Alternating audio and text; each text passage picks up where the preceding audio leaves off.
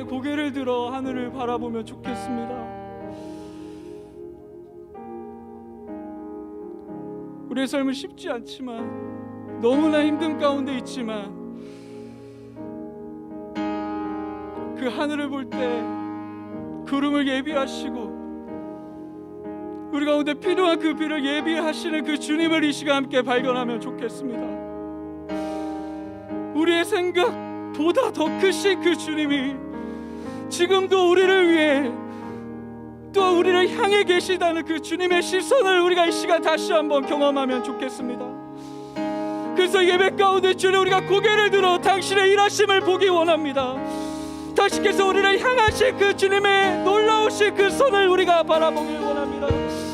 우리를 사랑으로 바라보시는 그 주님의 따뜻한 시선을 우리가 경험하길 원합니다라고 우리 시간 다시 한번 주님 앞에 나아가며 기도하십시다.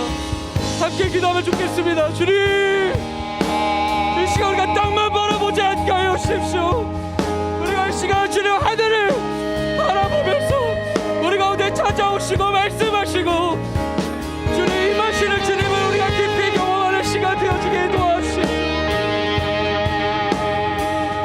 우리가 인정하게 도와주십시오. 주님의 그 놀라우신 그 사랑 앞에서 우리를 포기하지 않으시는 그 주님의 그 섭리 가운데 거하시는 주님을 이 시간 다시 한번 바라보게 하여 주십시오.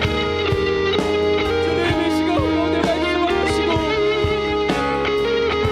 그 주님을 깊이 경험하는 우리 가운데 비를 얘기하시는 제가 어찌 모르지만 우리 가운데 가장 필요할 때 우리가 예를 거라고 저희는 확신합니다. 주님 이 시간 우리 가운데 임하여 주시옵소서. 그득한 성도들 가운데 함께하여 주시옵소서. 주님 놀라우신 일하심 우리가 깊이 경험하게 하여 주시옵소서. 주님 이 시간 우리 가운데 우리가 눈을 들고 주를 바라보며 주님 이 시간 함께하여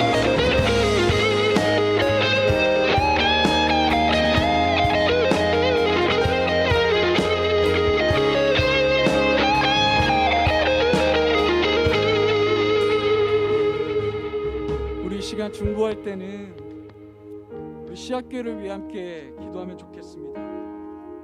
지금 시작해서 진행하고 있는 시합 모임, 그리고 약 3년 만에 다시 가서 오늘 동일하게 예배하고 있는 묵상학교, 또 가게 될 기도학교, 또 크리스마스 이브에 지역 청년 노동자에게 선물을 드리는 우리 씨앗 나눔과 또 일본 아울리치 여러 가지 사역들이 이제 다시 재개하게 됩니다. 그리고 지금은 우리의 미션 스테이트먼트를 다시 나누고 있죠. 이 모든 우리 교회의 사역과 결정 위에, 우리가 모이는 이 모든 모임 위에 우리의 머리 대신 예수 그리스도를, 또한 우리 씨앗교회를 시작하게 하신 당신을 더욱더 기억하고 또한 사랑하는 우리 교회가 될 수 있도록 우리 씨앗교회를 위해서 같이 중보하면 좋겠습니다. 함께 기도하겠습니다. 주님 이 시간 우리 씨앗교회를 위해 함께 기도합니다. 7년 전에 이 교회를 시작하게 하셨고 청년과 동북아와 사회적 약자를 대상으로 우리가 사명을 받아 이 교회를 개척하였습니다. 주님 여기까지 인도하셨던 분이 바로 주님이심을 다시 한번 고백합니다. 코로나로 인해 멈췄던 모든 사역들이 이제 다시 시작됩니다. 오늘 동일하게 묵상학교 40여 분에 거기서 또한 동일하게 예배하고 있습니다.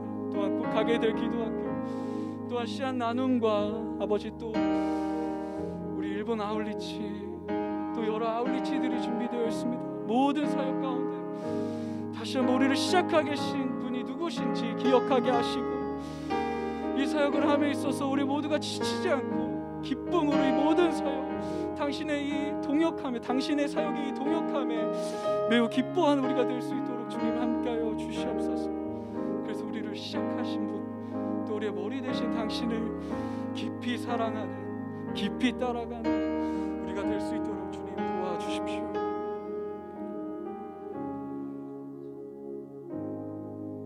사랑하는 주님, 이 시간 우리를 인도하여 주신 주님을 찬양합니다. 온전히 주님의 마음을 깊이 알아가는 시간 되게 하여 주십시오.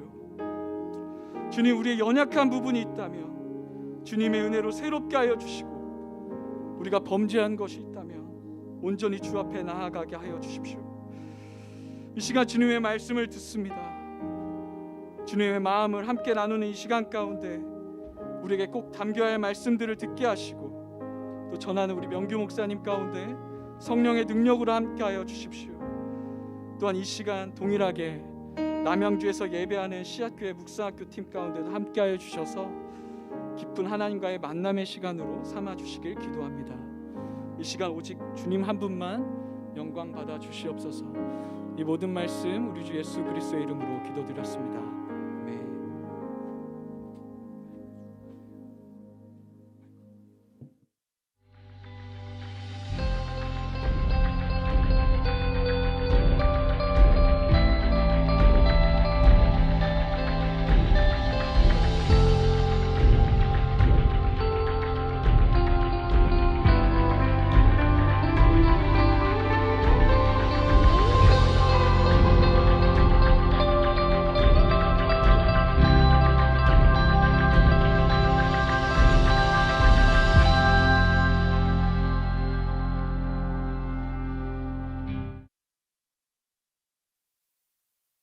있는 묵상학교가 있는 사람들 위해서도 계속 기도해 주시면 좋겠습니다. 인사할게요. 좋은 아침입니다. 우리 같이 성경 볼게요. 신명기입니다. 이게 저희가 생각했던 교회 모습이에요. 1년에 한 4번 정도 여기 없고 다 거기 가 있는 거. 좋지 않습니까? 옛날에는 제가 인도하고 제가 찬양 인도하고 제가 설교했거든요. 목사가 3명일 때는. 근데 우리 형구 전사님 있어서 제가 훨씬 더 쉬워졌네요. 15장 7절부터 11절까지 저랑 교대로 읽어보겠습니다. 먼저 7절을 보겠습니다. 내 하나님 여호와께서 내게 주신 땅 어느 성읍에서든지 가나안 형제가 너와 함께 거주하거든 가나안 형제에게 내 마음을 완악하게 하지 말며 내 손을 움켜쥐지 말고 반드시 내 손을 그에게 펴서 그에게 필요한 대로 쓸 것을. 삼가 너는 마음에 악한 생각을 품지 말라. 곧 이르기를 7째 면제년이 가까이 왔다 하고 내 궁핍한 형제를 악한 눈으로 바라보며 아무것도 주지 아니하면 그가 너를 여호와께 호소하리니 그것이 내게 죄가 되리라. 너는 반드시 그에게 줄 것이요 줄 때에는 아끼는 마음을 품지 말 것이니라. 이로 말미암아 내 하나님 여호와께서 11절 같이 보겠습니다. 땅에는 언제든지 가난한 자가 그치지 아니하겠으므로 내가 내게 명령하여 이르노니 너는 반드시 내 땅 안에 내 형제 중 곤란한 자와 궁핍한 자에게 내 손을 펼치라. 아멘. 여기 계신 몇 명의 분들 제외하고 대부분의 분들은 공통점이 하나 있어요. 뭘까요? 여러분들의 공통점. 적어도 한 번 이상 교회로 옮겼다는 겁니다. 그렇죠? 뭐 여기서 하나님을 경험한 사람도 있고 여기에서 교인이 되신 분도 있겠지만 아마 거의 대부분은 교회를 한 번씩 옮기셨을 거예요. 저를 혹시 이 교회 처음 와서 저랑 인터뷰하신 분 있으세요? 손 한번 들어볼까요? 정확히 이거밖에 안 된다고요? 저를 안 만나 오실 수 있는 방법 없는데. 오케이, 좋습니다. 여기 오신 분들에게 저는 거의 똑같은 얘기를 해요. 그러다가 가끔 어떤 분들이 저한테 질문을 합니다. 저는 이 교회 다닐 생각은 없는데 교회는 어떻게 골라야 합니까? 저한테 그런 질문을 해요. 그런 말 들으면 저는 좀 기분이 나빠요. 왜냐하면 교회는 고를 수 있는 게 아니거든요. 저를 만난 분들에게는 제가 매번 똑같은 말씀을 드려요. 교회는 고를 수가 없습니다. 교회는 정해지는 겁니다. 교회는 부르심을 확인하는 겁니다. 이런 말씀을 드려요. 그러면 어떻게 확인할 것인가? 내가 씨앗교회 성도로 하나님이 부르셨다는 걸 어떻게 확인할 것인가? 오늘도 궁금하신 분도 있죠. 제가 보니까 몇 분은 계신 것 같아요. 자, 저랑 한번 생각해 봅시다. 저는 이성 친구를 고르는 것과 비슷하다라고 생각합니다. 한 3가지 면 정도가 비슷한데, 그냥 첫 번째는 그 친구가 우선 매력이 있어야겠죠. 그렇죠?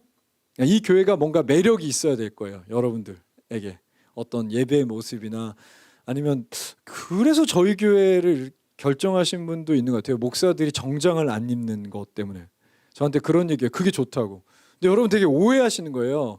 이 교회 맨 처음에 개척할 때 옷 입는 거 가지고 한 2-3번 회의했거든요. 저는 무조건 정장 입어야 된다고 그랬어요. 지금 약간 저는 수치스러워요. 정장 입고 설교해야 멋있잖아요. 저 정장 입기 괜찮거든요. 주례할 때만 볼 수 있어요. 정장 입고 싶은데 입지 말라는 거예요, 우리 장로님들이. 그래서 저는 지금 이렇게 후줄근하게 막 여기 막 짜장면 묻어 있거든요. 그런 옷 입고 지금 설교하고 있습니다. 뭔가 매력이 있어야겠죠. 어쨌든 그런 것들이 여러분들 좋아했던 것 같기도 해요. 두 번째는 그 사람의 뭔가 가치관이 있잖아요. 그걸 교회에서 뭐라고 하냐면 소명 혹은 사명이라고 그래요. 이 교회의 사명. 두 가지로 확인해 봐야죠. 첫 번째, 뭔가 교회 갔는데 목사님이 매력 있어, 좋아. 찬양 인도자 좋아. 찬양이 좋아. 설교가 좋아. 당연한 거죠. 그게 싫은데 굳이 남을 필요는 없잖아요. 그게 확인이 됐다면 두 번째는 이 교회가 가치관이 뭐지? 이 교회는 뭐 때문에 있지? 보통 교회 주보에 다 나와 있어요. 그거. 교회 홈페이지 가면 다 나와. 요새는 세련돼 가지고 모두 다 가지고 있어요. 뭐 사명 선언서라든지 아니면 저처럼 좀 이렇게 사대주의의 영향을 받은 미국말 좋아하는 사람은 미션 스테이트먼트 이렇게 하고 저희 교회도 있습니다. 그리고 세 번째로 확인해야 될 게 좀 오래 걸릴 거예요. 여러분들 가서 다른 교회 가실 수도 있잖아요. 세 번째로 확인해야 되는 게 과연 그게 작동하고 있는가도 보셔야 돼요. 있으면 뭐예요? 그게 작동을 안 하면 문제잖아요. 그렇죠? 그런 의미에서 시작교회가 가지고 있는 세 가지의 사명 있죠. 청년 선교, 그리고 동북아 선교, 북한, 그리고 사회적 약자 선교 아닙니다. 사회적 약자는 섬기는 겁니다. 이것이 중요한가? 옳은가? 그건 모르겠어요. 왜 저희 교회는 장애인들 없고 뭐 다음 세대 없잖아요. 뭐 이웃 뭐 이런 단어가 없잖아요. 이 세 가지가 있잖아요. 우리만 좋다고 생각하지 않아요. 근데 우리가 가지고 있는 것도 중요한가? 전 잘 모르겠어요. 근데 제가 확실하게 말씀드리고 싶은 거는 제가 지금까지 7년 동안 이 교회 사역을 하는데 저에게 그 미션이 작동하고 있어요. 그건 확실해요. 최근에 어떤 모임에서 사명이라는 것에 대한 이야기를 하게 되었거든요. 저보다 조금 더 젊은 20대 중반 분들. 저는 좋은 충격을 받았습니다. 여러분도 혹시 사명 가지고 살고 있습니까? 20대, 30대 여러분들. 모르겠어요. 아마 요새 이런 얘기가 유행한 지 꽤 됐는데 다시 여러분들에게 좀 더 많이 전달되고 있다고 해야 되나? 제가 요새 유튜브 보니까 이 단어가 많이 나오더라고요. 사피언스 연구소, 뭐 어쩌다 어른, 여기 보면 이런 단어가 많이 나와요. 뭐냐면 속도보다 방향이다. 아마 그래서 그런지 이 20대가 제 생각하는 것보다 훨씬 더 사명에 대해 고민이 많더라고요. 왜냐면 제가 전에 읽었던 책은 교회에서 사명 얘기하지 말자고 그랬어요. 목사님들이. 왜냐면 이게 사명충을 만들어낸다. 의미충을 만들어낸다. 가뜩이나 생존도 힘들고 막 고생하는데 교회 와서 사명을 따라 살려고 하면 그것도 힘든데 교회에서 그런 얘기 이제 그만해야 되지 않냐면, 저는 이런 책을 보다가 내가 물어봤어요. 저는 사명 얘기하면 안 된다고 생각했는데 괜찮아요. 그랬더니 이제는 필요하다. 이게 트렌드가 바뀌나 봐요. 대단히 중요하다고 생각하더라고요. 그렇다면 생각해 봅시다. 혹시 인간도, 우리 한 객체로서의 개인도 사명과 소명이 중요하다고 치면 교회도 가지고 있을까요? 교회도 뭔가 그런 사명이 있을까요? 시작교회는 도대체 어떤 사명을 가지고 있냐면, 방금 말씀드렸지만 지난주에 말씀드린 것처럼 청년 선교하겠다. 지난주 우성 목사님은 우리 다 청년이라고 그랬어요. 싸우는 사람이 청년이에요. 제가 진짜 우리 송 집사님, 민 집사님, 제가 너무 청년 누구라고 그랬어요? 싸울 수 있는 사람, 전쟁에 나갈 수 있는 사람. 저는 청년으로 살다 청년으로 죽고 싶습니다. 아멘 해주세요. 다시 한번. 아닌 것처럼 전 청년으로 살다 청년으로 죽고 싶습니다. 여러분도 그렇게 살다 그렇게 죽었으면 좋겠어요. 우리가 바라던 아름다웠던 모습으로. 그런데 여러분, 우리 다 늙어요. 옆에 사람 보면 깜짝 놀래요. 많이 늙어요. 우리 상당히 빨리 늙어요. 제가 말씀드린 거, 청년이라는 건 저희 나라의 기준은 19세부터 34세입니다. 뭔가 관심이 없는 세대예요. 솔직히 말하면. 특별히 교회에서는 이 사람들에 대해 관심이 별로 없어요. 왜냐면 이들은 그냥 돈을 쓴다고 생각하거든요. 목사님, 그럼 주일학교는요? 주일학교는 돈을 쓴다고 생각하지만 장년 세대 아이들이라고 생각하기 때문에 교회에서 많은 투자를 하고 돌봅니다. 근데 20대부터 30대는 우리 사람이 아니라고 생각하는 거죠. 보통 교회에서는. 그래서 끝까지 지금 현재 20대, 30대를 위한 사역을 개발하겠다. 이게 우리의 마음이었어요. 그걸 잘할 수 있는 사역자를 만들어내겠다. 그냥 오늘 그냥 제가 하고 싶은 얘기 다 하면 왜 한국교회 20대 30대 이렇게 없을까요? 저희 교회는 많은데 왜 없을까요? 전 장로교 목사예요. 신학을 총신대에서 했거든요. 하나님 뜻이라고 생각합니다. 충격을 많이 안 받네요. 하나님 뜻이라고 생각해요. 청년들이 교회 없는 건. 언젠가 하나님 뜻이 바뀔 줄 믿어요. 그럼 그때 많이 오겠죠. 교회가 다시 한번 꽉 차겠죠. 그런데 우리 입장에서 그냥 제가 8년 전에 제 입장에서 도대체 그래 하나님 뜻인데 우리 인간으로 살 일이 뭔가 생각할 때는 청년에 대한 전문 사역자가 한국교회에 단 한 명도 없다는 게 문제였어요.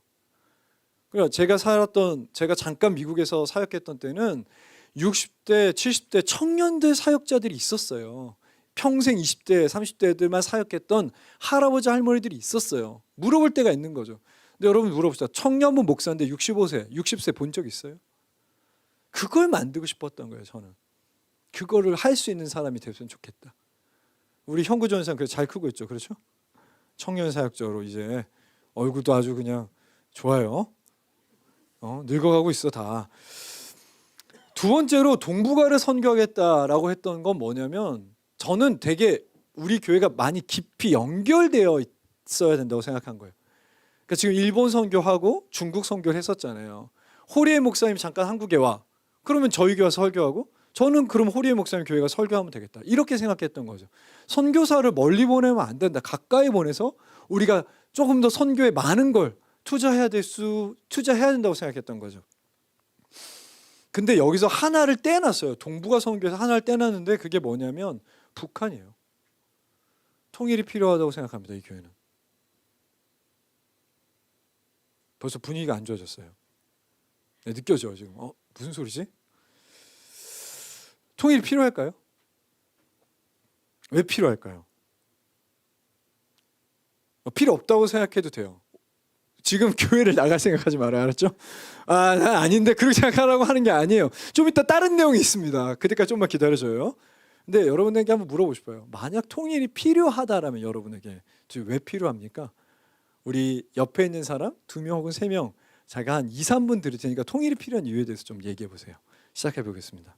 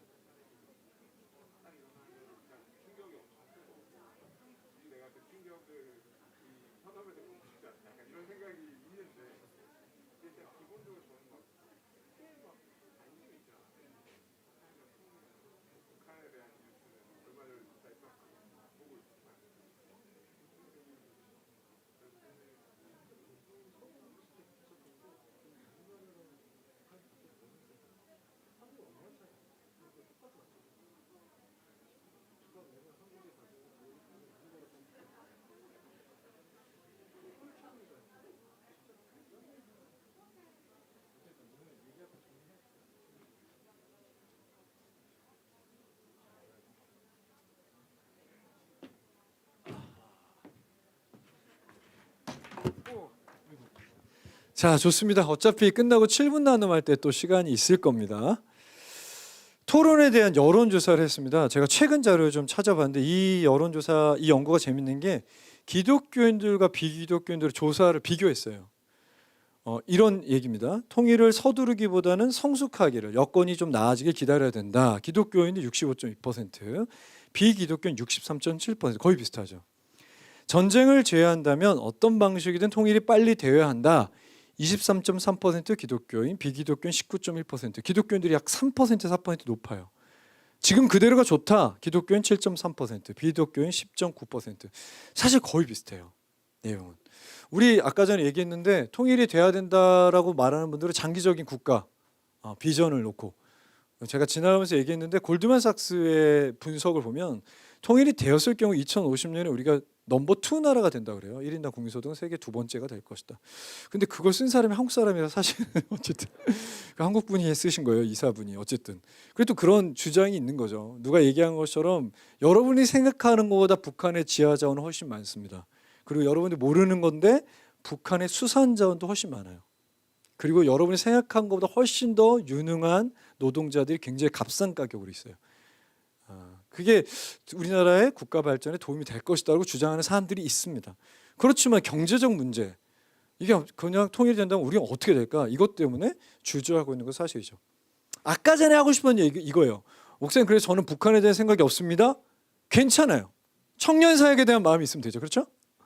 혹은 사회적 약자에 대한 마음이 있으면 되죠. 셋 다 있을 필요 없어요. 하나만 있으면 돼요. 그렇죠? 근데 제가 왜 이야기를 하냐면, 이 이야기는 3주 동안 무슨 이야기를 하는 거냐면, 우리가 왜 교회를 시작했을까? 시작교회가 8년 전에 1년 동안 막 매일 밤새 어떤 날은 새벽 4시까지 밤을 새면서 우리가 꿈꾸는 교회가 뭐고, 근데 그중에 왜 이렇게 북한이라는 게 중요했을까를 설명하고 싶어요. 기도했거든요. 이번 주에 특별한 어떤 제 인생에 꽤 중요한 이벤트가 있어서 꽤 길게 기도를 할 수 있었습니다. 이번 주는 하나님, 제가 이 설교를 어떤 마음으로 해야 될까요? 할 때 주께서 저에게 주신 지혜는 제가 가지고 있는 생각들을 좀 나눴으면 좋겠어요.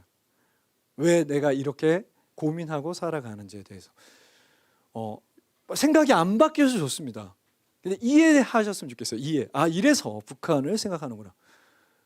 그리고 누군가는 이 중에 한 단 10명이라도, 그 중에 건우, 강우, 리난 들어가야 되는데 그 몇 명이라도 이 마음을 이어나갈 수 있으면 좋겠어요. 이 교회가 2년, 3년, 4년, 5년 뒤에도 우리가 이 사역을 할 수 있도록요. 자, 오늘 말씀을 좀 봅시다. 7절, 8절은 아주 간단한 얘기인데요. 너희 중에 어느 서금이나 가난한 형제들이 함께 거주한다면 마음을 완악하게 하지 말고 내 손을 움켜쥐지 말고 반드시 그에게 펴서 그에게 필요한 쓸 것을 넉넉히 나눠줘라. 10절을 보면 다시 한번 강조하죠. 반드시 그에게 줄 것이며 아끼는 마음을 품지 말라. 안 할까 봐 여기 조건이 하나 들어가요. 만약 그렇다면 내가 하고 있는 모든 일, 내 손이 닿는 모든 일에 주께서 축복을 주실 것이다. 그리고 11절은 다시 한번 정리합니다. 내 땅에 있는 내 형제 중 곤란한 자는 학대를 받는다는 뜻이에요. 억압받는 사람이란 뜻이에요. 궁핍한 자 반드시 손을 펴서 갚아라. 반드시 손을 펴서 도와줘라 라고 2번이나 말씀하시면서 이 짧은 본문 가운데 선명하게 가까운 성읍에 있는 형제 자매에게 손을 펴서 도우라라고 얘기하는 거죠. 이 정도 말씀에 북한을 도와야 될 이유는 충분합니다. 사실 그렇죠. 왜 그렇습니까? 이스라엘을 좀 생각해 볼게요. 가나안이란 큰 땅이 있어요. 그들은 12부족으로 살아갑니다. 가나안에 흩어져 살아요. 흩어져 살지만 이스라엘이라는 민족 정체성을 가지고 있어요. 그런데 그들 중에 가난한 사람이 있다면 어떤 성읍에 가뭄이 들었나 보죠. 분명히 곤란한 일을 겪고 있다는 얘기 듣는다면 반드시 도우라고 얘기하고 있기 때문이에요. 북한은 우리 가까운 성읍에 사는 같은 민족이잖아요. 그러니까 도와야죠. 자, 그러면 북한이 얼마나 가난할까요? 여러분 이제 북한은 막 그 애들 막 사진 생각하잖아요. 지금 그 정도는 아닙니다. 그 어려웠던 시절이 바로 1994년부터 1999년까지 고난의 행군이라는 기간이에요. 되게 안 좋았어요. 여러 가지가. 소련이 무너지면서 중국도 공산화해서 민주주의, 그러니까 지금 현재 개방경제체제가 되면서 얘네들이 북한을 도와줄 힘이 없어요. 그런데 심한 가뭄이 들었어요. 남한도 도와주지 않았어요. 그래서 한 300만 명 정도가 굶어 죽습니다. 300만 명. 10명 중에 한 명이 굶어 죽은 거예요. 당연히 인육을 먹었다는 기록이 있고요. 인육을 먹으면 사형시켰다는 기록이 공식 기록이 있습니다. 지금 그렇게 가난하진 않아요. 근데 북한의 1인당 국민소득이 얼마 정도 될 것 같으세요? 1인당 142만 원입니다. 즉 1,000불이죠. 그럼 1,000불 정도면 어느 나라랑 비슷하냐? 딱 에티오피아랑 비슷해요. 여러분 에티오피아 하면 가난한 나라라고 생각하지 않아요? 북한이 딱 그 정도죠. 자, 그렇다면 실제적으로 지금 북한이 겪고 있는 문제는 무엇이냐? 원래 북한이 먹을 게 있었거든요. 근데 2019년부터 식량이 부족하다라고 세계 월드 푸드 프로그램, 한국말로 뭐지? 세계 식량 기구에 도움을 요청합니다. 1년에 약 149만 톤의 식량이 부족하다. 2020년 4월에 그래서 실사를 나갑니다. WFP 세계 식량 기구에서요. 거기 제임스 벨그레이라는 대변인이 이렇게 말해요. 북한 인구가 2,500만 명입니다. 그중에 40%가 식량 부족에 시달리고 있다. 주민 대부분은 단백질을 먹지 못한다. 고기는 고사하고 계란을 1년에 2번 혹은 3번밖에 먹지 못한다. 2020년입니다. 자, 가난한 건 확실하죠. 그렇죠?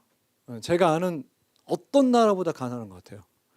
자, 그러면 북한의 곤란함에 대해 생각해 볼까요? 북한이 받고 있는 학대나 억압. 인권단체들은 북한에 대해 이렇게 말합니다. 북한은 세계에서 가장 큰 감옥이다. 여전히 고문이 존재합니다. 제가 이거를 말을 해드리고 싶었어요. 북한에서 지금 현재 어떤 고문이 자행되고 있는지, 탈북자들의 증언, 특별히 탈북을 하셨다 강제 북송된 사람들의 증언을 보면 제가 웬간한 건 다 말씀을 드리잖아요. 이 설교할 때요. 근데 이거는 말을 못해요. 그러니까 너무 잔인해서 말씀을 못 드리겠어요. 그래서 말하지 않기로 결정했어요. 혹시 궁금하시면 논문을 찾아보시든가 아니면 저한테 카톡 주시면 제가 어떤 건지 말씀드릴게요. 도대체 어떻게 고문을 하는지. 여러분, 우린 다 기독교인이죠. 전 세계 2위 기독교 박해국가가 어딘지 아세요? 전 세계 2위. 여러분 다 아는 나라예요. 그게 아프가니스탄입니다. 보셨죠? 아이 막 철조망으로 던지고 미국이 철수하자마자 막 그런 일들. 근데 1위가 북한이에요. 바뀐 적이 없습니다. 전 세계에서 가장 강력한 기독교 박해 국가입니다. 근데 제가 들었던 슬픈 거는 그런 게 아니에요. 진짜 슬펐던 건 뭐냐면 북한의 아이들을 만났을 때 북한 아이들은 꿈이 뭔지를 몰라요. 꿈을 꾸지를 못해요. 당연하죠. 왜냐하면 정부가 시키는 대로 당이 시키는 직업을 하는 거예요. 대부분이 그렇습니다. 더 끔찍한 건 어느 시대나 독재 정부가 있잖아요. 지금도 뭐 우리가 독재 정권이라고 생각할 만한 아프리카의 몇몇 나라가 있잖아요. 그런데 북한처럼 외신 기자가 접근도 못하는 나라는 없어요. 접근을 못해요. 그러니까 북한에 어떤 일이 일어나는지 몰라요.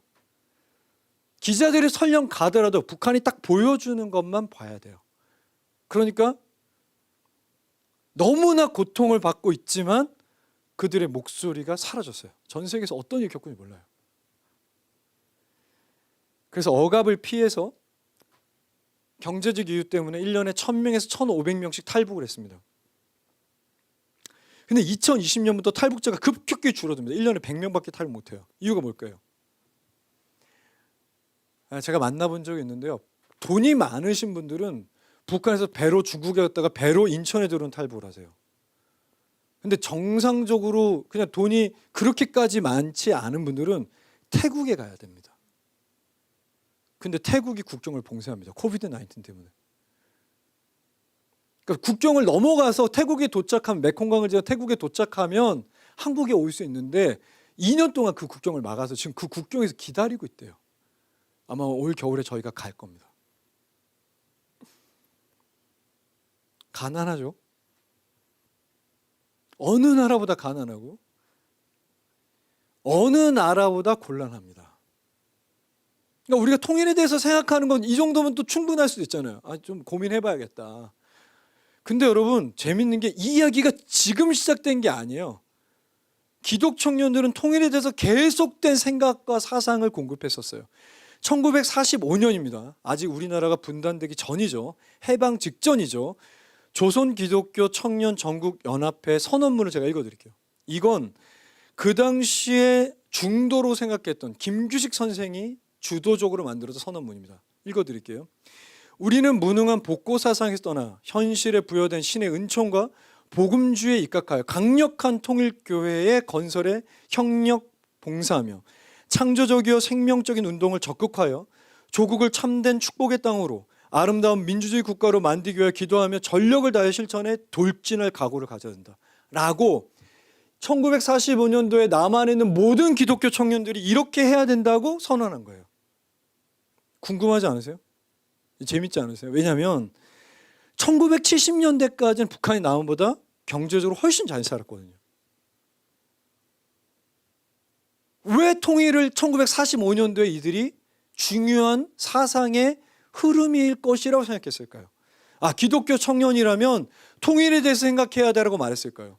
그들은 이후에 분단 때문에 일어난 4.3 사건, 한국전쟁, 천안함 사건, 목함지뢰 사건, 이렇게 분열이 이런 문제를 지금까지 일으킬 거라고 생각 못했을 거 아닙니까?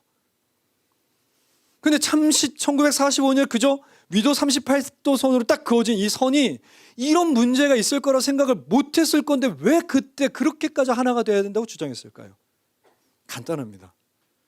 신명기를 읽었던, 우리는 오늘 읽었던 7절부터 11절, 그리고 1945년도에 기독 청년들도 동일한 단어가 하나 있었기 때문이죠. 마음속에. 그게 뭡니까? 그게 바로 샬롬이란 단어예요. 구체적으로 말하면 나와 가까운 성읍에 사는 자, 가난한 자와 억압받는 학대받는 자가 사라지는 것. 지금 우리 시대에 구체적으로 한다면 남한과 북한의 대립과 대결이 멈춰지는 거예요. 이것이 샬롬에 가깝다고 생각한 거죠. 여러분 샬롬이 뭐라고 생각하세요? 그냥 마음이 평안한 게 아닙니다. 그냥 오늘 간단히 설교하고요. 내년쯤에 샬롬에 대해서 우리가 10주 정도 설교해 볼게요. 중요한 내용이니까. 샬롬은요, 갈등과 대립이 소멸되는 거예요. 근데 뭐와 갈등과 대립이 소멸되는 것이냐? 하나님, 나와의 갈등, 이웃, 생태계, 자연, 물질, 이 모든 갈등과 대립이 소멸되는 거예요. 그러니까 구약에서의 샬롬이라는 거, 평화라는 거, 화목이라는 거, 구원이랑 거의 똑같아요. 의미가 똑같아요. 그런데 여러분 이 평화라는 거, 샬롬이라는 게 이제는 학문적으로도 중요해요. 서울대 평화학이 있습니다. 평화학 연구소가 있어요. 이 왜 중요했는가? 2차 세계대전 이후 유럽은 평화학이라는 학문을 만듭니다. 왜죠? 전쟁 재발을 막아야 된다고 생각했기 때문이죠. 수천만 명이 죽었잖아요. 전쟁이 일어나기 직전에 어떤 현상이 일어나는지, 그 현상이 일어날 때 어떻게 해야 전쟁을 막을 수 있는지 깊이 연구해요, 학자들이. 자, 그리고 전쟁을 막을 수 있는 방법에 대해 막 발표를 합니다. 그런데 조금 더 연구를 진행했을 때 그들의 생각이 바뀌는 계기가 있어요. 1967년인데요. 어떤 거냐면, 자, 전쟁을 왜 막아야 되지? 전쟁을 인간이 막아야 되는 이유는 전쟁을 해보니까 전쟁하는 시기와 전쟁하는 땅 가운데 폭력, 억압, 착취, 가난, 굶주림, 질병, 생태계 파괴가 끝도 없이 일어나더라. 그러니까 그걸 막아야 되니까 전쟁을 막아야 된다는 거 이해되시죠? 그런데 딱 보니까요, 전 세계 어떤 나라를 보니까요, 전쟁이 없는데 폭력, 억압, 착취, 생태계 파괴, 가난함, 굶주림이 계속 있는 거예요. 전쟁과 전혀 상관없이. 1967년에 그래서 인도의 평화학자 다스굽타가 말합니다. 이 비평화가 더 큰 문제다. 전쟁이 안 일어나도 이 비평화 가운데 사는 사람 돕기에 우리가 노력해야 된다. 그러다가 조금 더 연구해 봤더니 또 다른 결론에 하나 도착합니다. 뭐냐면 어떤 나라 가운데 일어난 일이 가까이 있는 주변국, 더 가까이 있는, 더 멀리 보면 전 세계적으로 영향을 줄 수밖에 없다는 거예요. 한번 생각해 봅시다. 코비드 19이 어디서 시작됐죠? 물론 그 나라는 싫어하겠지만 제가 알기로는 중국이죠. 자, 중국에서 시작된 병이 우리 가운데 영향을 줬습니까? 전 세계에 영향을 줬습니까? 그렇죠. 요새 여러분 어떤 거 걱정하세요? 저는 자꾸 요새 푸틴이 걱정돼요. 핵을 만지작 하는데 전술핵을 만약에 썼을 때, 물론 그것이 소형이지만 터졌을 때 괜찮을까? 왜? 우리나라 가까워요, 멀어요? 우크라이나에서? 지금 키예우에서는 계속 사람들이 요오드 나눠주고 있습니다. 터지면 바로 먹어라. 방사능 오염을 막기 위해서. 자, 우크라이나 러시아 전쟁하는데 우리에게 영향이 없나요? 자, 지금 영국에서 계속 경제적 위기에 대한 이야기가 나오기 시작해요. 자, 영국에서 경제적 위기가 딱 시작되면 우린 영향이 없을까요? 보세요. 어떤 한 지역의 비평화가 시작이 되면 차별 없이 거의 모든 나라에게 영향을 주는 걸 발견했다는 거예요. 즉 무슨 뜻이냐면 왜 성경이 가까운 성읍을 도우라고 하는지, 왜 성경이 너가 가난한 자와 곤란한 자에게 손을 펴서 도우면 너가 복을 받는 자고 말했냐면 전 세계, 특별히 우리가 가까운 있는 나라의 비평화 현상은 우리 가운데 엄청난 영향을 줄 수밖에 없다는 거죠. 이걸 학문적으로 위험의 공동 운명체라고 그래요. 다 성경으로 돌아가 봅시다. 왜 성경은 가까이 있는 성읍의 가난과 곤란을 도우라고 하는가? 당연히 그것이 우리의 평화와 우리 가족의 샬롬과 영향이 있기 때문이죠. 그냥 다 떠나서 성경이 이웃사랑하라고 하기 때문에 물론 지켜야 되지만 평화라는 게 가까운 나라와 깊은 관계가 있다는 걸 1945년도에 있는 기독 청년들이 이미 알았다는 거죠. 자, 세계 최고의 비평화 국가가 북한이에요. 자, 그러면 우리와 그들의 위험한 공동 운명체일까요? 그들의 비평화가 우리의 영향을 주고 있을까요? 예, 엄청 주고 있어요. 국방비 2021년 53조. 큰 돈입니다. 얼마나 큰 돈이냐? 일본의 2배입니다. 러시아의 2배예요. 전체 예산의 13%입니다. 여러분, 제가 공포영화 잘 보는 거 아시죠? 제가 뭐 워킹데드 정도는 그냥 웃으면서 봅니다. 공포영화 하나도 안 무서워요. 근데 제가 영화를 보다가 드라마 보다가 이렇게 이불로 얼굴을 가렸던 적이 있습니다. 최근에. 어떤 영화 보고 어떤 드라마 보고 그렇게 했는지 아세요? 남자분들은 공감하실 텐데 DP. 너무 무섭어요. 우리가 당했던 거잖아요. 전 가장 이게 도무지 못 보겠어요. 와이프한테 이거 못 보겠어 하고 얼굴 가렸던 게 달력에 못이 튀어나와 있는데 계속 미는 장면이죠. 해군이 그걸 많이 해요. 배 클리크라고, 제가 해군 출신이잖아요. 배를 탔잖아요. 클리크라고 이렇게 줄을 거는 게 있어요. 거기에 여기 목 뒤가 이렇게 관통해서 죽는 사람들이 많아요. 실수로 그러는 경우도 있겠죠. 근데 이렇게 밀다 보면 푹 들어가는 거죠. 그래서 못 보겠더라고요. 너무 무서워서. 나 그걸 되게 무서워했거든요. 배 타기 전에 알려줘요. 거기 목이 많이 들어 죽으니까 조심해라. 근데 갔더니 선임들은 미는 거예요. 자꾸. 그건 너무 무서운 거죠.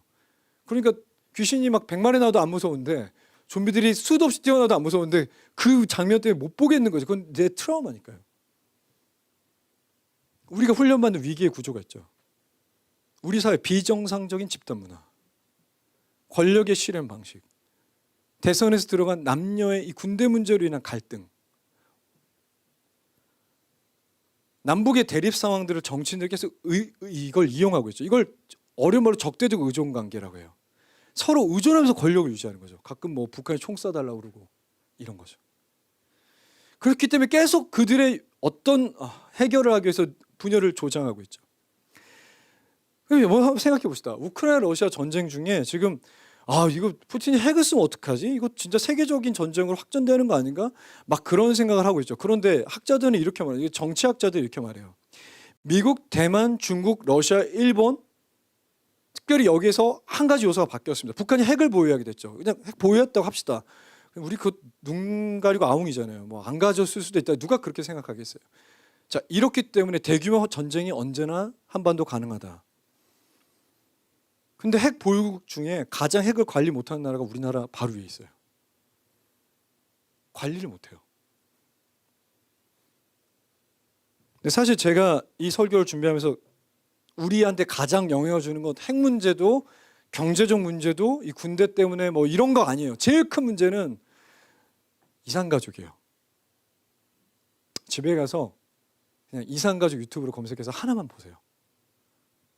2018년 검색하시면 돼요. 그게 마지막이었습니다. 2018년 8월 16일. 몇 명이나 될 것 같습니까? 2019년 통계 13만 명. 그리고 3만 명의 새로운 탈북자들. 못 본 지 되게 오래됐죠. 마지막이 2018년이니까요. 자, 이런 상황에서 우린 끝없이 가난과 곤란을 해결하기 위해 노력해야 되는 거죠. 왜냐하면 가까이 있는 민족, 가까이 사는 형제에게 우리가 많은 영향을 받고 있으니까요. 근데 이런 걸 다 무시하더라도 우린 그냥 평화를 추구할 수밖에 없어요. 우리가 옛날에 들었던 설교인데 마태복음 5장 9절입니다. 제가 읽어드릴게요. 화평케 하는 자는 복이 있나니 그들이 하나님의 아들이라 일컬음을 받을 것이며. 그런데 이게 좀 안 와닿아요. 이 번역이 좀 안 좋아. 그래서 제가 공동 번역을 가져왔어요. 카톨릭과 개신교가 같이 보는 성경입니다. 이렇게 돼요. 5장 9절입니다. 행복하여라. 평화를 이루는 사람들. 그들은 하나님의 자녀라 불릴 것이다. 하나님의 아들이라고 불릴 만당이 무슨 뜻일까요? 두 가지죠. 하나님의 아들이라면 우리가 자녀라는 거니까, 자녀라면 2000년 전이니까 당연히 아빠 말 듣지 않겠어? 순종할 거 아니에요. 가부장적 시대였으니까 로마는요. 그리고 아빠 마음을 이해할 수 있지 않겠어? 그러니까 그렇게 말하는 거죠. 행복한 자들아, 행복하여라. 너희가 평화를 이룬다면 너희는 하나님의 자녀라고 불릴 것이다. 그것이 하나님 마음속에 있다는 거죠. 왜냐하면 그게 우리 가운데 오셨던 예수가 보여주신 삶이에요. 나눠졌던 것을 같이 하게 하는 것, 대립되고 분열됐던 것을 합치시는 거. 어떻게 합치십니까? 나병이 걸려서 분리됐던 삶을 사는 사람을 다시 일성으로 돌아오게 하시죠. 세리와 청기와 죄인과 우리가 나눠져 있었는데 같이 살게 하시고요. 유대인과 이방인이 나눠져 있었는데 같이 살게 하시고, 궁극적으로 하나님과 우리가 완전히 나눠졌는데 전혀 새로운 관계로 하나님과 화목된 존재로 살아가게 하시는 거죠. 그래서 신학자 보네포는 이렇게까지 말합니다. 오늘 이것만 기억하시면 좋을 것 같아요. 그리스도가 평화다. 그리스도는 평화를 추구한다가 아니에요. 그리스도란 존재가 평화다. 그리스도가 평화다. 그러니까 그리스도를 품고 있는 우리는요, 그 마음을 아는 자는요, 평화를 이룰 수밖에, 평화를 만들어내려고 밖에 못해요. 그것이 우리 안에 열정이어야 돼요. 저는 이번 겨울에 북한 사람들 보러 갑니다. 신청해 주세요. 북한 사람들 만날 수 있습니다. 감격적인 만남이에요. 저는 2번 가봤는데요. 태국의 치앙라이라는 곳에 가면 북한 수용소가 있습니다. 거기밖에 없어요. 수용소. 태국에 도착하면 저 북한 사람입니다. 그럼 거기 보내줘요. 남자, 여자 방으로 나눠져 있고 한국 TV 나와요. 수용소라고 하지만 시설이 나쁘진 않습니다. 2번째 갔을 때는 운 좋게 그날 들어온 사람 만났어요. 9분. 같이 아리랑도 부르고. 어떻게 오셨는지 물어보기도 하고. 근데 이 북한 분들 만나면 이상한 걸 경험해요. 여기 만나보시면 있겠지만 어떤 느낌이냐면 말이 통하는데 외국인인 것 같은 느낌. 여러분에게 한번 같이 생각해 보면 좋겠습니다. 이렇게 오랫동안 다른 정치체계에 살았는데 우리가 하나 될 수 있을까요? 이렇게 다른 경제체계에 오랫동안 살았는데 우리가 하나가 될 수 있을까요? BTS가 있는데 우린. 거기 그 자매들, 거기도 아이돌 요새 만들고 있다고 하더라고요. 우리랑 될까요? 저는 그래서 신명기 15장 11절이 되게 좋아요. 이렇게 시작합니다. 우리가 읽었던 마지막 얘기인데요. 땅에는 언제든지 가난한 자가 그치지 않겠거니와. 저는 이 말씀이 참 좋아요. 무슨 뜻입니까? 가난한 자가 그치지 않을 거래요. 우리가 지금까지 했던 얘기를 쉽게 말해볼까요? 평화는 없을 수도 있대요. 비평화라는 이 시대가 계속 지속될 수 있대요. 우리와 가까운 그 나라에 가난과 억압이 해결되지 않을 수 있어요. 간단하게 말하면 통일이 안 될 수도 있어요. 솔직히 전 통일을 바라지도 않아요. 연방제 통일 가능한지도 모르겠어요. 제가 원하는 건요, 왕래라도 할 수 있으면 좋겠어요. 그 나라 사람 여기 오고요, 우리가 그 나라 가고요. 허락받았던 몇 명이라도. 이것도 안 될 수 있죠. 가난한 사람 언제나 있을 수 있대요. 평화가 안 이루어질 수 있죠. 그렇지만 성경은 이렇게 말합니다. 그렇지만 반드시 너희의 손을 펴야 된다. 반드시 화평케 해야 된다. 성경은 이렇게 말하고 있는 겁니다. 제 인생에 요새 소소한 행복이 있는데요. 그게 뭐냐면 수요예배 끝나면 리더 모임을 합니다. 그때가 참 좋아요. 9시 반에 모여서 정확히 1시간만 해요. 딱 1시간만 해요. 누가 좀 말이 길어지면 35분 정도? 네, 미리 준비해온 답, 미리 준비해온 질문을 나누면서 약간 저희 교회가 자랑스러운 순간이에요. 이런 질문을 준비해왔구나. 이렇게 얘기를 하는구나. 모두들 신학을 하고 있는 거죠. 하나님을 알아가는 게 신학이니까요. 신학은 별게 아닙니다. 근데 학문적으로는 신학에 대해서 이렇게 말합니다. 한번 들어보세요. 신학이란 시대와 문화가 교회에 질문을 하고 거기에 답을 하는 게 신학이다. 시대와 문화가 교회에 질문을 한대요. 이 시대 가장 중요한 게 뭡니까? 좀 이렇게 물어봅시다. 아무도 안 물어보겠지만 대한민국에게 교회는 뭘 선물할 수 있습니까? 자, 대한민국 고민 여러 가지 있는데요. 교회는 지금 뭐가 중요하다고 말합니까? 자, 그렇다면 우린 이게 중요하다고 합니다. 이게 신학이라는 거죠. 이 답은요, 구약의 선지자들과 예수와 바울처럼 당연히 현실에 뿌리가 있어야 돼요. 현실에 깊이 뿌리가 있어야 돼요. 그런데 그런다고 현실만일 수는 없겠죠. 제가 예전에 아브라함 설교했던 거 기억나세요? 안 날 거라고 생각합니다. 네, 안 나야 돼요. 그래서 저도 계속 할 일이 있으니까요. 하나님은 아브라함에게 이렇게 말해요. 너와 내 자손에게 너가 보고 있는 땅을 주겠다. 다시 한번 말해볼게요. 너와 내 자손에게 너가 지금 보고 있는 땅을 주겠다. 자, 그러면 아브라함은 땅을 얻기 위해서 무엇을 해야 된다고 했죠? 기억나요? 한 명도 없으니까 제가 설명해 드릴게요. 아브라함이 돈을 모아서 땅을 사는 것도 아니고 전쟁을 획득하는 것도 아닙니다. 창세기 13장 17절은 아브라함에게 땅을 얻기 위해서 이걸 하라고 그래요. 들어보세요. 너는 일어나 그 땅을 종과 횡으로 두루 다녀 보라. 내가 너에게 주겠다. 보라는 거였어요. 그러면 제가 무엇을 얘기했습니까? 독일어로 Einbildungskraft라는 단어를 말했어요. 그게 뭡니까? 상상력이라는 뜻이에요. 상상력은요, 우리가 말한 것처럼 그 데이드리밍, 백일몽 같은 게 아니에요. 상상력은 현실, 그렇지만 현실 이상의 것을 현실에서 볼 수 있는 능력을 말해요. 그걸 하나로 만들 수 있는 게 아브라함에게 요구됐던 거였어요. 가나안에 살면서 가나안의 현실 이상의 하나님 나라를 보라고 하셨던 거예요. 신학의 능력이죠. 바로 이것이에요. 2000년, 4000년 동안 신학의 능력은 현실 너머를 보게 해주는 거예요. 현실을 절대로 당연한 것으로 받아들이지 않게 하는 거예요. 현실이 불가능해 보이지만 가나안의 가나안 자가 끝날까? 가나안 자식 억압한 자가 끝날까? 근데 사라질 걸 꿈꾸게 하는 거예요. 그리고 그것을 함께 얘기해 보는 거예요. 그리고 때가 되면 함께 행동해 보는 거예요. 그게 기독교인이 땅을 이루는 방법이죠. 그렇기 때문에 시대와 문화에 따라 각자 신학이 생깁니다. 각 지역에는요. 제가 되게 감동받았던 게 있는데요. 인도 선교를 통해 인도에서 정말 많이 꼽힌 신학을 볼 수 있었어요. 그걸 달리트 신학이라고 합니다. 달리트 무슨 뜻인지 아십니까? 달리트는 불가촉 천민을 말해요. 여러분 아시는 그 카스트 제도라는 건요, 뭐 이렇게 뭐 브라만하고 맨 밑에 수드라 있고 이게 그냥 4개만 있는 게 아닙니다. 인도는 수천 개 카스트가 있어요. 그 중에 수드라가 가장 밑인데 그거보다 더 낮은 걸 달리트라고 해요. 엄청난 학대를 받습니다. 지금도 마찬가지입니다. 3,500년 전에 이주민이었던 아리아인들이 그 당시 원주민이었던 약간은 피부색이 검은 사람들을 통치하기 위해 힌두교와 섞어서 만든 신학이었죠. 카스트 제도. 그거를 해결하려고 노력하는 게 달리트 신학입니다. 가장 중요한 게 뭐냐면 달리트들은요, 전생의 살인자들이라고 생각해요. 그러니까 지금 현재 엄청난 학대를 받으면 다음 생에는 수드러나 그 높은 카스트로 태어날 수 있다는 게 신학입니다. 그렇지만 기독교인들은 달리트에게 뭘 가르치냐면 당신은 존귀합니다. 당신은 너무나 멋진 사람입니다. 당신의 정체성은 절대로 그들이 말하는 게 아닙니다를 말해요. 그게 달리트 신학입니다.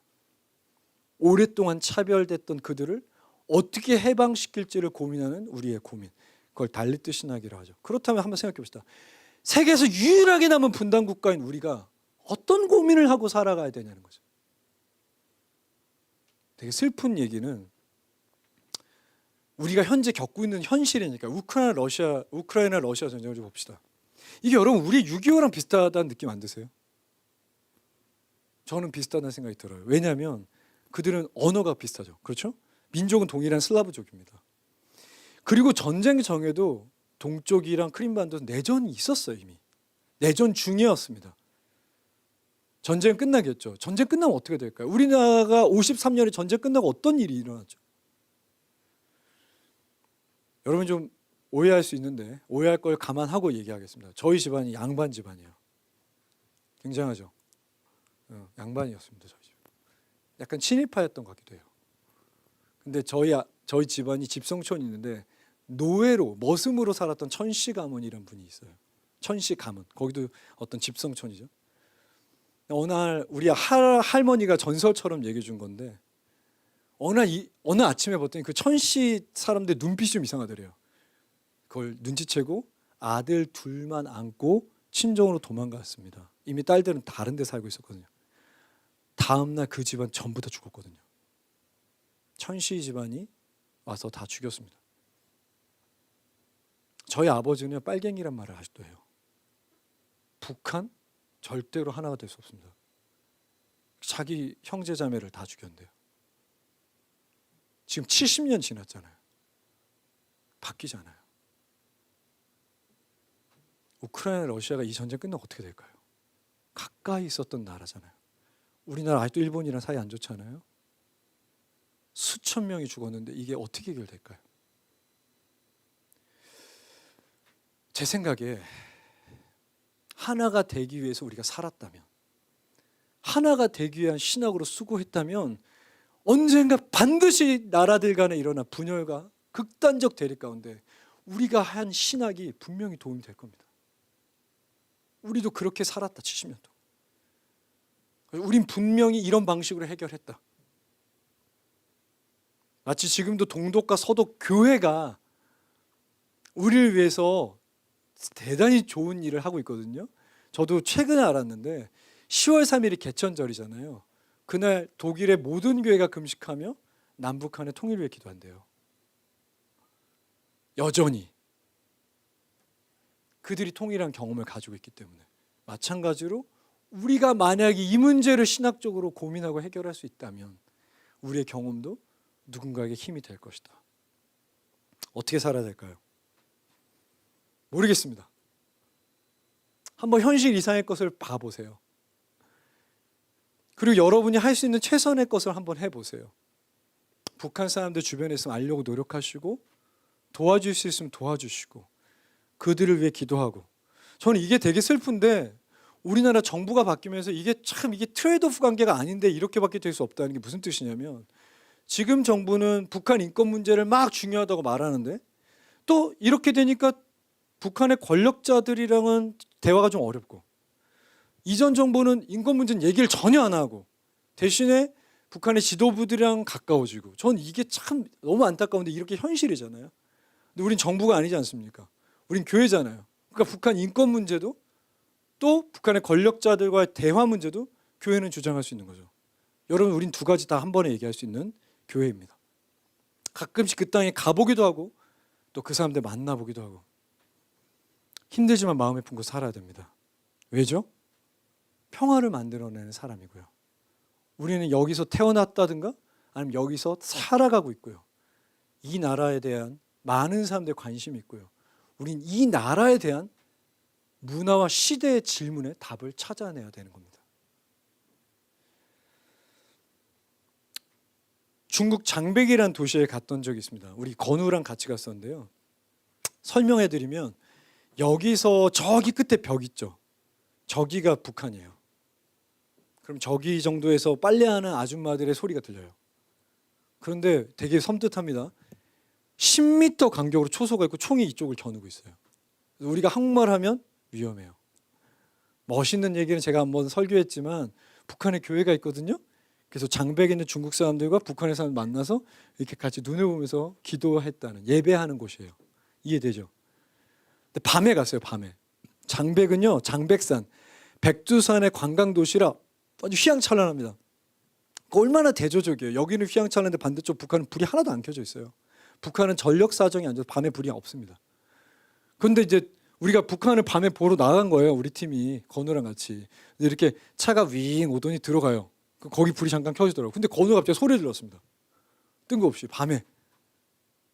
내가 선물 가지고 돌아올게 이렇게 말했어요. 총이 겨누고 있다니까요. 한국말을 해서는 안 된다고 내가 주의 깊게 얘기했어요. 그렇게 하지 말라고. 근데 아들이 갑자기 선물 가지고 그렇게 큰 소리를 지르고 제가 되게 그렇게 숙기가 많은 애 아니거든요. 그러니까 뭔가 그 말을 했을 때 분위기 알겠어요? 뭔가 하나님 함께 하시는 느낌 알겠어요? 우리 팀 전체에 뭔가 이게 특별한 사건이다. 우리가 저 친구들 만날 수 있으면 좋겠다. 선물 가지고 찾아가면 좋겠다. 제 머릿속에 잊혀지지 않는 기억이죠. 우리가 그런 잊혀지지 않는 기억을 북한에 대해 가지고 있는 겁니다. 그 당시 15명이 갔거든요. 저는 이 일을 계속 할 겁니다. 북한에 여러분 데려갈 거예요. 가서 보면요 생각 달라질걸요. 가서 북한 사람들한테 노래 부르고요. 반갑습니다 부르고 옥류관 냉면 먹고 또 거기서 맛있는 제가 좋아하는 평양 온반도 먹고 같이 춤도 추고 아 별거 아니구나. 저도 맨 처음에 이 김일성 뭐 배지 달고 있는 사람이 접대하는 거기서 나 납치되는 거 아니야? 오늘 이거 북한으로 끌려가는 거 아니야? 막 그런 생각했었거든요. 근데 가끔 농담하면 받아주시기도 하고 아 이게 똑같구나. 별거 아니었구나. 저는 그 일을 계속 할 겁니다. 그리고 오늘 신청 받을 건데요. 오늘부터 신청 받을 거예요. 태국에 갈 겁니다. 2년 만에 문이 열리면 북한 분들 들어오시겠죠. 그분들은 남한에 사는 게 꿈이에요. 남한이 무슨 에덴 동산이라고 생각해요. 그래서 우리 가서 말해줘야 됩니다. 남한은 그렇지 않습니다. 우린 지옥이에요. 그렇지 않아요. 당신 와봤자 문제는 똑같습니다. 그렇지만 아마 도와줄 수 있을 겁니다. 이런 얘기들. 전 지금도 되게 감동받았던 게 이렇게 수용소 들어가면 남한 사람이 가시고 잠깐만 이리 와 주시오 이렇게 하면 이렇게 전화번호 줘요. 나 살아있다고 전화해달라고. 메콩강 배 타면은 그때부터 연락이 안 되거든요. 누군가의 아빠고 누군가의 아들과 누군가의 딸이고 엄마잖아요. 그러니까 나 여기까지 잘 도착했다고 곧 한국 간다고 전화해달라고. 그래서 제가 집에 와서 할까 국제전화 할까 하다 어떻게 했겠어요. 또 이렇게 설교하려고 국제전화를 했죠. 살아있답니다. 곧 보신답니다. 그때 어떤 제 머릿속에 있는 기억들 그게 남아있는 거죠. 그래서 저는 이 평화를 통일이 중요하다고 생각합니다. 저는 이 일을 계속 하겠습니다. 이 교회는 계속 이 일을 하겠습니다.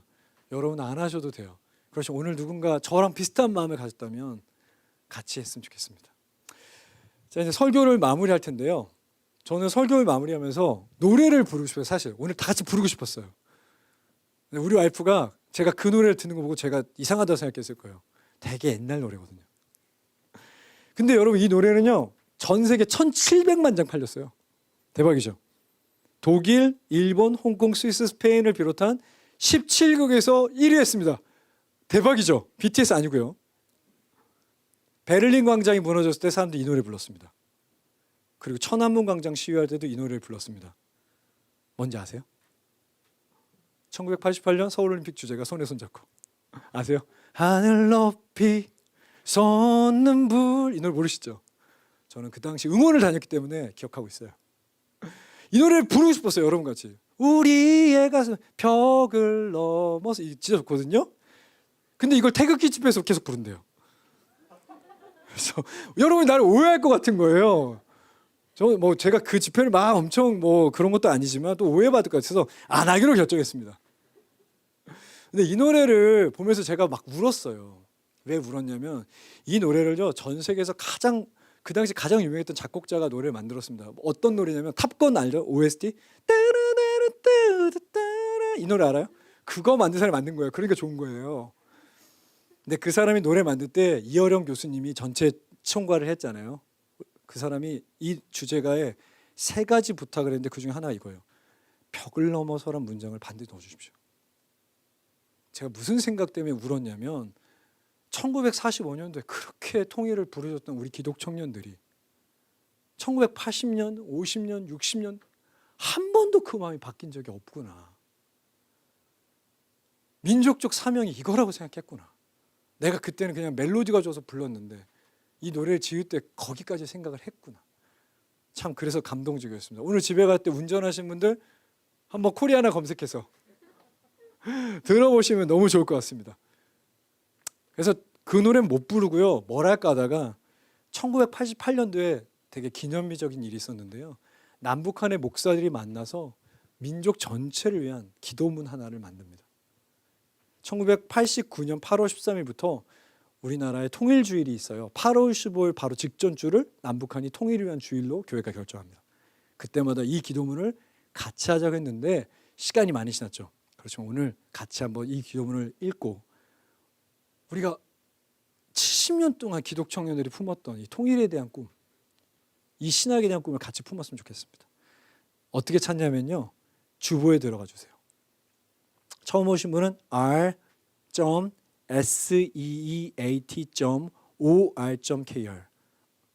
r.seat c@or.kr 거기에 본문 아래 오면 통일을 위한 기도문이란 PDF 파일이 있습니다. 요진 형제 부탁해요. 반주가 없으면 이상하잖아요. 손에 손 잡고 가능한가요? 따라따따 이건 안 되겠죠? 너무 신나니까 그건. 요진 형제 마음에 주시는 걸로 해주세요.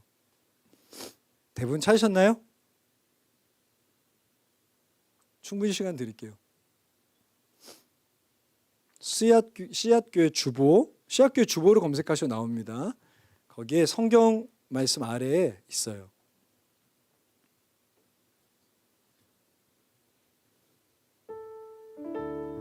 자, 저랑 같이 천천히 이 기도문에 마음을 담아서 노래 좋은데요?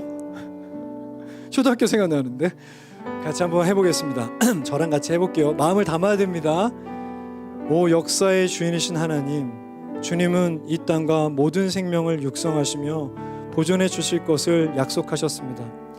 정의가 강물처럼 흐르고 노예가 해방되며 하나님의 언약을 통한 공동체가 이루어질 것을 약속하셨습니다. 원수들을 서로 화해시키시고 헤어져 있는 사랑하는 사람들을 위로해 주실 것을 주님 우리들의 감사와 찬양을 받으시옵소서. 이 세상은 지금도 억압의 멍에를 쥐고 신음하고 있습니다. 전쟁과 적대 관계는 많은 나라의 민중들에게 파탄을 가져다 주고 있습니다. 오 주님이시여, 증오와 분열이 죄악으로 가득한 이 세상의 군기가 되고 있습니다. 우리는 주님 앞에 한반도 백성들의 한해 외침을 아뢰옵니다. 그들은 동족 상장의 엄청난 파괴와 잔인한 전쟁으로 고통을 당했습니다. 그들은 그들 자신의 잘못 아닌 민족 분단에 의해 십자가를 지게 되었습니다. 오 사랑의 하나님, 언제까지 그들이 서로 자유롭게 만나지 못해야 합니까? 언제까지 1천만 이산 가족들이 서로 찾지 못한 채 있어야 합니까? 언제까지 죽음의 두려움 속에서 살아야 합니까? 언제까지 그들이 하나님의 자녀로서의 인간 존엄성을 빼앗기고 살아? 언제까지 자유와 정의와 평화에 대한 권리와 책임을 포기하고 살아야 합니까? 오 주여, 우리들의 기도를 들어주시옵소서. 우리는 분열된 세계의 희생으로 만들어진 한반도의 분열에 대한 비통을 마음속 깊은 곳에서부터 당신께 부르짖나이다. 주님은 당신의 종으로 이 세상에 오셨습니다. 이 세상의 평화와 사랑을 약속하셨습니다.